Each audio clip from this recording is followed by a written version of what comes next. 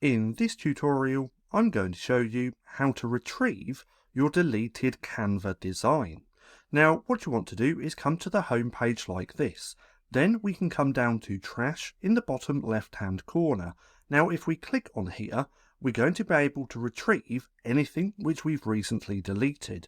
But please be aware that you only have 30 days. Any designs you've trashed can be found here. You'll have 30 days to restore them before they are automatically deleted from your trash. So just be aware of that as well.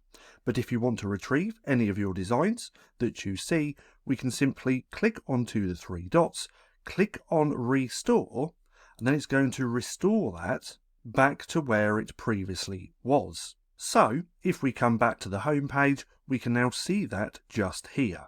So that's just how simple it is to retrieve your deleted Canva design. Now, if you found this video helpful at all, then please consider giving me a like, as it really helps out the channel. And if you're not too sure what to watch next, click right here and watch this playlist.